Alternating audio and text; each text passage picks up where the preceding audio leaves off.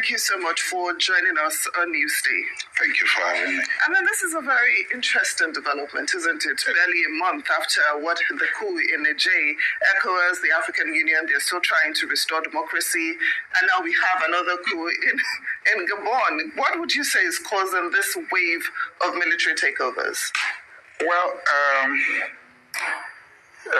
the spirit of civilian dictatorship.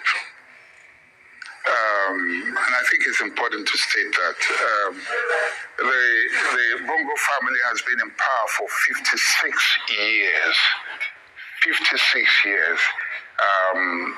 The father would still have been in power if not for his ailment and then his eventual demise and all that. But, and then the son has been there, the current leader has been there since 1999. Okay, and he's intent on continuing, which means he and Obasanjo at almost about the same time, have been in power. And he intends, so you see, there comes a time when even the people would have had enough. Ordinarily, Gabon is one of the the more stable democracies, on the continent. They have a stable and growing economy as well. But when, and I keep using the word, when a dictator insists that foreign observers, which is why I find interest in the fact that he's making an appeal. Foreign observers were not allowed in. Foreign journalists were not allowed in. Internet was, shut down. For what? Things like this that provides releasing videos of Gabonese citizens running into the streets celebrating as news of the coup broke out.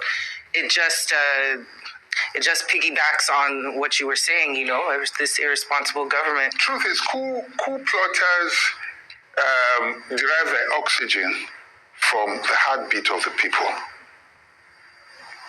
Yeah. Did you hear what I said? It depends on the pulse of the people. Coup plotters would usually, and if you notice, when coups don't succeed, we have often said that if you look at the history of Gabon, this is like the third coup. It's been stable for over a period of time. The first one was in 1964, and in that coup, there was an immediate reinstatement because France had an interest. Mba at the time was their president, and then when the coup happened, the French just went in immediately and restored him. 2019, the just deposed president's father was in a vegetative state.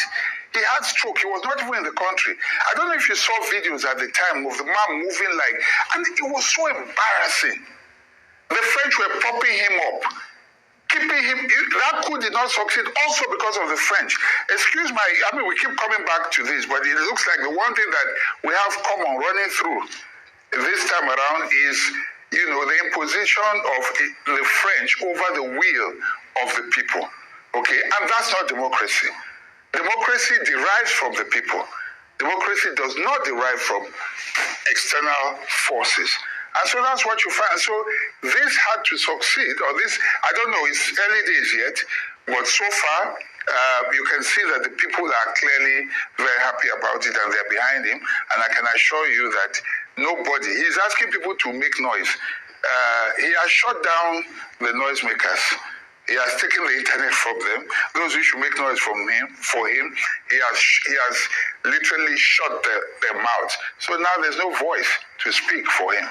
But then I'm wondering, what impact this coup would have on France's relations with its former colonies, especially as it seems its influence and interest in Africa are now being undermined, by this wave of military takeovers. If you're talking about the friends, that will come to their rescue, will France be one of them?